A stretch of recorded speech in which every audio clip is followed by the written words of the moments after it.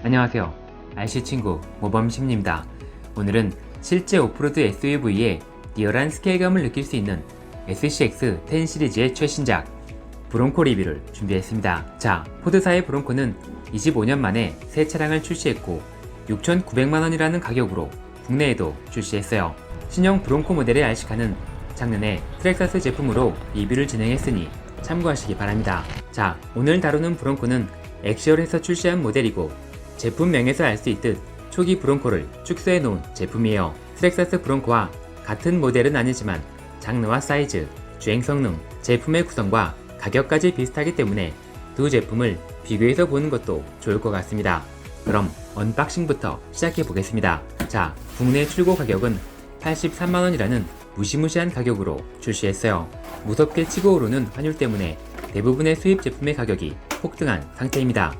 차량의 사이즈는 트라이얼 장르의 표준이라고 할 수 있는 1:10 사이즈고요.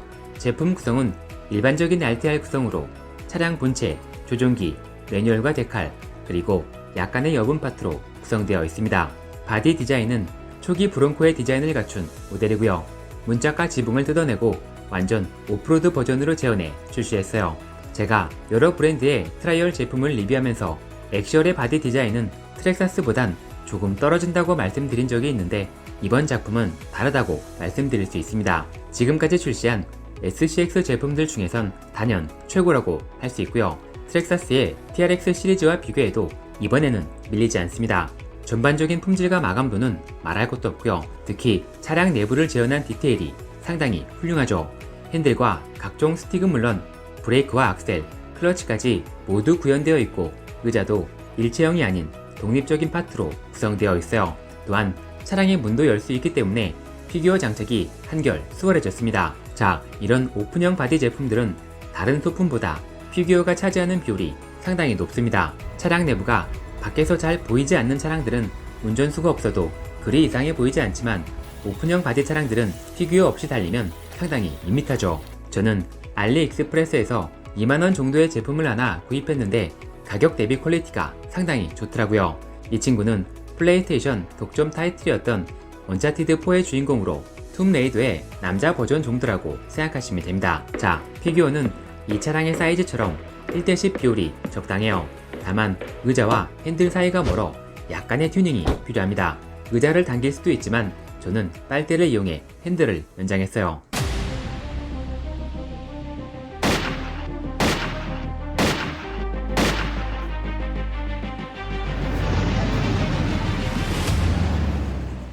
바디에서 가장 마음에 들지 않았던 부분은 차량 전면의 그릴 파트예요. 딱히 나쁘다는 건 아니지만 트랙사스 제품과 비교하면 리얼리티에서 제법 많은 차이를 보이죠. 물론 SCX-10 이전 작품들보단 많이 좋아졌지만 다음 작품에선 조금 더 나아지기를 기대해봅니다. 이제 많은 업그레이드가 이루어진 휠과 타이어로 넘어가 볼게요. 휠 타이어는 전작들과 마찬가지로 유명 제품의 실제 모델을 정교하게 축소시켜 놓았습니다. 품질과 디테일도 매우 뛰어나고 성능 또한 상당히 좋은 편이라고 할 수 있어요. 특히 이번 작품은 타이어의 그립력이 정말 좋았고요. 휠너트가 보이지 않게 휠캡까지 포함되어 있어 상당히 고급스러운 느낌까지 들었습니다. 다만 보기와는 다르게 메탈 소재는 아니에요. RTR에서 메탈 휠까지 바라는 건 욕심이겠죠.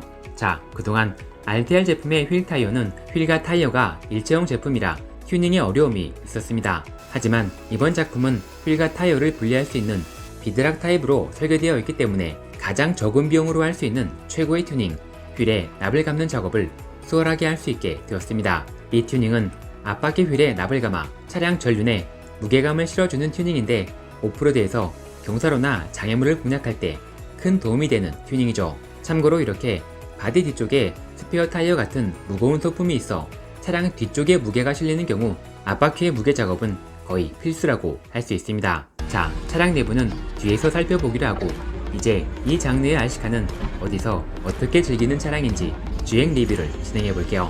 트라이얼 장르의 RC카는 다른 장르와 달리 리얼리티를 즐기는 장르예요.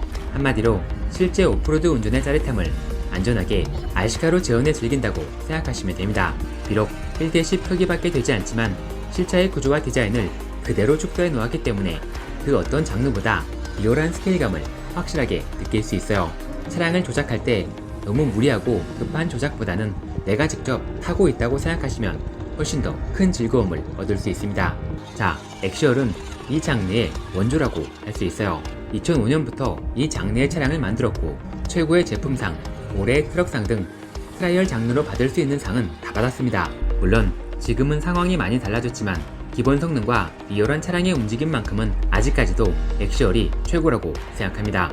다만 가성비와 점점 멀어지고 있다는 점이 조금 안타깝네요. 자, 이 장르의 차량들은 빠른 속력을 즐기는 장르는 아니지만 SCX-10-3는 변속 기능을 갖추고 있어 약간의 스피드를 즐길 수 있어요. 그럼 이 차량이 낼 수 있는 최고 속력은 어느 정도인지 알아보겠습니다. 배터리는 이 차량이 허용할 수 있는 최대 전압의 3셀 배터리를 준비했고요. 기어는 이렇게 플라스틱 인서트를 활용해 수동으로 제어했습니다.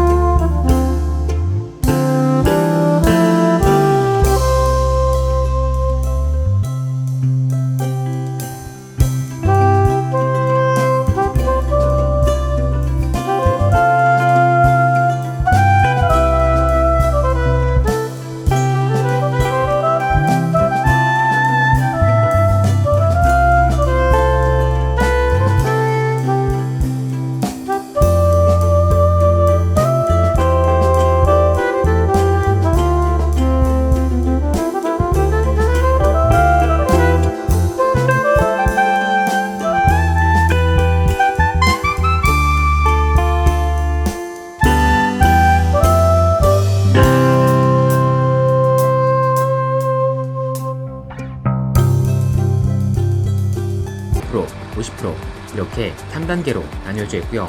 75로 줄이면 최대 속력이 4km로 줄어들고 여기서 한 단계 더 내리면 2km까지 줄어들죠. 여기까지 내릴 일은 없을 거고요.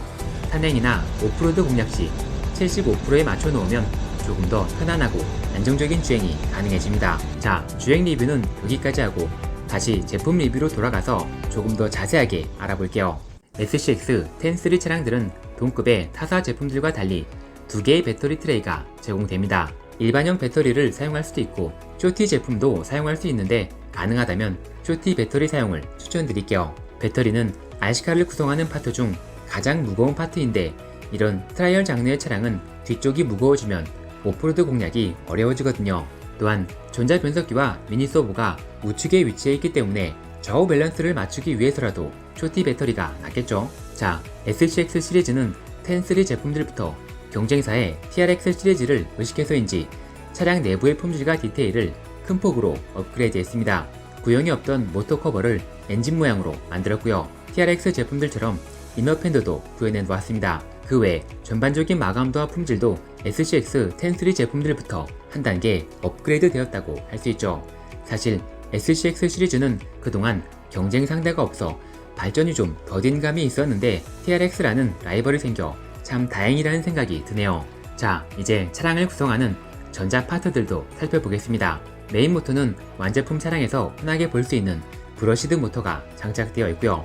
좌우 조향을 담당하는 서버 모터도 RTR급 제품이 장착되어 있습니다. 차량을 구입해 순정으로만 굴린다면 전자 파트의 업그레이드는 필요 없겠지만 사실 이 정도 차량을 구입해 순정으로만 굴리는 분들은 많지 않아요.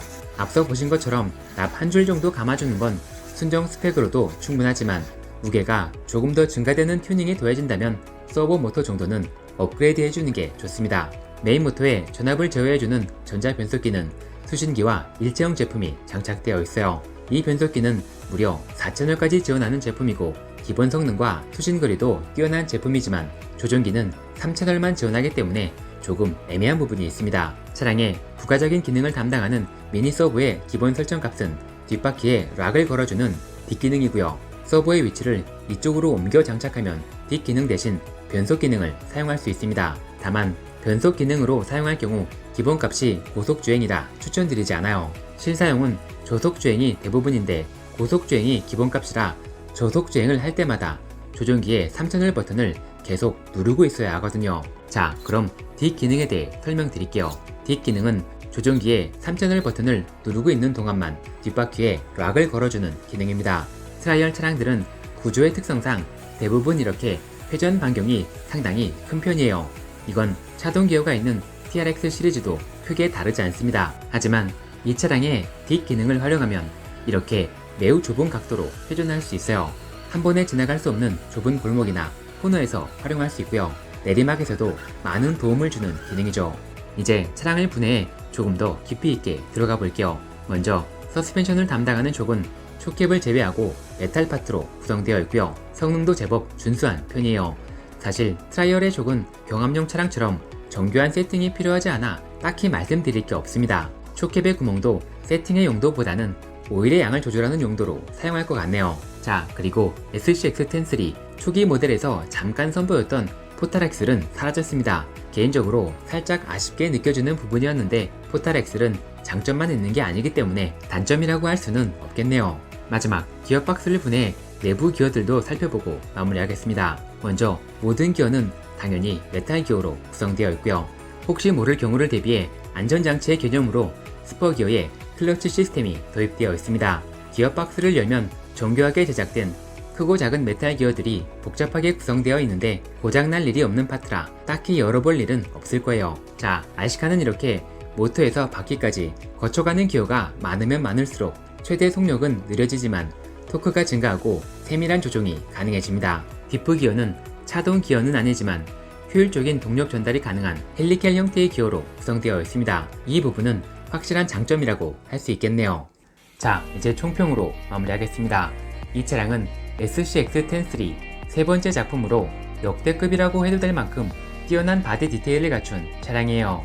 1대10 RTR로 출시한 오픈형 폴리바디 중에선 현존 최고라고 확신합니다. 또한 엑시얼은 오래된 명품 브랜드인 만큼 기본 성능과 내구성이 확실하게 보장되는 차량이죠. 하지만 10-3 초기 모델부터 지적되었던 변속 기능의 불편함은 전혀 개선되지 않았고 가격 또한 너무 높게 책정되어 있다는 점은 단점이라고 할 수 있겠네요.